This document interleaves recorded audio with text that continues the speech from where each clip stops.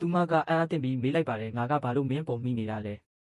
မင်း3 နာရီကြာအိပ်ပျော်သွားပြီလို့ဂျင်ဟုတ်ကညင်သာစွာရှင်းပြတယ်ငါဒီမှာမရှိရင်မင်းတဝက်လောက်အိမ်ငိုက်နေလောက်ပြီးဒါကြောင့်ဟန်နန်ရဲ့အာယုံစူးစိုက်မှုကတခြားနေရာမှာရှိနေတယ်သူမကတိုးတိုးလေးပြောလိုက်တယ်ငါဖက်နှက်တွေဘယ်မှာလဲအဲ့ဒီအချိန်ရဲ့အတိတ်ပဲကိုလုံးဝပျောက်ဆုံးနေတယ်ငါထားခဲ့မယ်ဆိုရင်ဂျင်ဟိုက်ကရဲတယ်မင်းထက်လဲကျသွားနိုင်တယ်ဒါကြောင့်ဟွန်းကတောင်းပန်တယ်ငါဖက်နှက်တွေကိုနည်းနည်းလေးချွတ်ပေးလို့ရမလားအနှဲငယ်စိတ်ရှုပ်ထွေးနေတယ်ဂျင်ဟိုက်ကသူမရဲ့တောင်းဆိုချက်ကိုချစ်ကြမှုရဲ့လက္ခဏာတစ်ခုအဖြစ်ခဏတာမှားယွင်းစွာအတိတ်ပဲဖွင့်ဆိုမိပုံရတယ်သူမရဲ့ဖက်နှက်တွေကိုပြန်ယူလာပြီးဒီလိုပဲရိုးရှင်းတဲ့အပြန်လန်ဖလှယ်မှုမှာသူတို့လမ်းခွဲဖို့ပြင်ဆင်နေတော့မိဘတစ်ခုပေါ်လာတယ်ဒါကြောင့်ဟွန်းကသူ့ရဲ့ကျင်နာမှုကိုပြန်ဆက်မယ်လို့ကတိပေးခဲ့တယ်ဂျင်ဟွိုင်းကအခွင့်အရေးကိုစုပ်ကိုင်ပြီးသူတို့ရဲ့မမျှော်လင့်ထားတဲ့တွေ့ဆုံမှုကိုဂုဏ်ပြုဖို့အကြံပေးခဲ့တယ်သူကသူမကိုအနီးနားကဆိုင်တဆိုင်ကိုခေါ်သွားပြီးသူ့ရဲ့စစ်မှန်တဲ့နှွေးထွေးမှုကြောင့်ဟွန်းထိတွေ့သွားတယ်သူမချင်းကတင်းနေတယ်လို့မခံစားရပဲမနေနိုင်ဘူးသူတို့ရဲ့အကြောင်းပြချက်တွေကိုဆွေးနွေးခဲ့ကြတယ်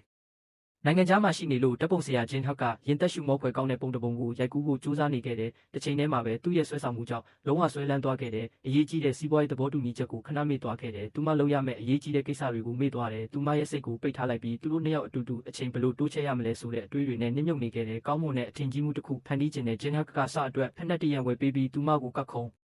ခိုင်းခဲ့တယ်သူ့ရဲ့ပေါ့ပေါ့ပပနေတတ်တဲ့သဘာဝကြောင့်သူမဟာသူ့ပတ်ဝန်းကျင်မှာရှိနေရတာကိုပျော်ရွှင်ခဲ့တယ်ရိုးရှင်းဆုံးအရာတွေမှာပျော်ရွှင်မှုကိုရှာဖွေတွေ့ရှိခဲ့တယ်သူမကိုအသက်ရှင်ပြီးစိတ်အေးလက်အေးခံစားရစေခဲ့တယ်ဒါပေမဲ့ကောင်းတဲ့အရာအလုံးပြီးဆုံးသွားရမယ်ညကကုံဆုံးသွားတဲ့အခါဂျက်ကနောက်တနေ့အိမ်ပြန်မယ်လို့ဖွင့်ဟခဲ့တယ်ဒါကသူ့ရဲ့နောက်ဆုံးညဖြစ်လို့အားရဲ့နှလုံးသားနစ်မြုပ်သွားတယ်သူမသူ့ကိုသူနဲ့တူတညအိပ်ဖို့ဖိတ်ခေါ်မလားဆိုတဲ့မျှော်လင့်ချက်နဲ့စောင့်မျှော်နေခဲ့တယ်ဒါ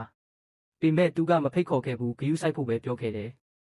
နောက်တနေ့မှာသူမကိုသူမစိတ်ပြအားငယ်စွာထားခဲ့ပြီးဂျင်လေးစိတ်ကိုထွက်လာတာကိုမြင်တော့သူမကသူ့ကိုပထမတန်းစားလက်မှတ်ဝယ်ပေးဖို့ကန့်လန့်ခဲ့ပေမဲ့သူကယဉ်ကျေးစွာညှင်းဆိုခဲ့ပါတယ်လုံခြုံရေးတွေကြားကနေသူပြောက်ကွယ်သွားတာကိုကြည်ရင်စီးပွားရေးကလုံးဝအဆင်ပြေတယ်လို့အတင်းအကျပ်ပြောခဲ့ပါတယ်အထူးတစ်ခုခုလွတ်သွားတယ်လို့ခံစားရတာကိုသူမမငင်းဆန်နိုင်ခဲ့ပါဘူးသူကစိန်ခေါ်မှုတွေကိုလက်ခံခဲ့ပြီးအဲ့ဓာတွေကိုသူ့ရဲ့ခရီးရဲ့တစ်စိတ်တစ်ပိုင်းဖြစ်ရှုမြင်ခဲ့ပေမဲ့သူတို့ရဲ့လူမှုအဆင့်တန်းကွာခြားချက်ကကြ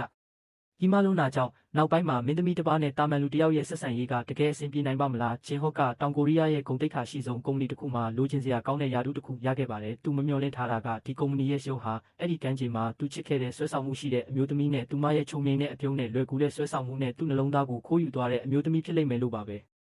လူမှုရေးမညီမျှမှုကသူ့ကိုပြင်းထန်စွာထိခိုက်စေခဲ့သည်အတွင်းရုန်းကန်မှုကာလတစ်ခုအပြီးတွင်စုတ်ခွာရန်ဗီဇတစ်ခုဖြစ်ပေါ်စေခဲ့သည်ကုမ္ပဏီတစ်ခုလုံးအစည်းအဝေးပြီးဆုံးသွားသောအခါဂျင်ဟုတ်သည်သူ၏အလုပ်ခွင့်အသစ်သို့ဝင်ရောက်ရန်တတိမွေခဲ့သည်ထို့ကြောင့်ဟန်သည်လူအုပ်ကြားတွင်သူ့ကိုမြင်လိုက်ရသည်သူမ၏အကြည့်များသည်ရပ်တန့်သွားပြီးသူမနောက်သို့လိုက်လာသောဝန်ထမ်းများသည်ဂျင်ဟတ်သည်သူ၏ဖိအားများကိုတိုးမြင့်လာစေသည်ကိုတတိပြုမိကြသည်သူသည်သူ၏လက်အောက်ငယ်သားအဆင့်တန်းကိုလေးစားစွာအတိမတ်ပြဦးသည့်အနေဖြင့်ခေါင်းကိုညှို့လိုက်သည်ထို့ကြောင့်ဟန်သည်အပြုံးတစ်ခုသာပေးလိုက်သည်အစည်းအဝေးပြီးနောက်ဘာမှ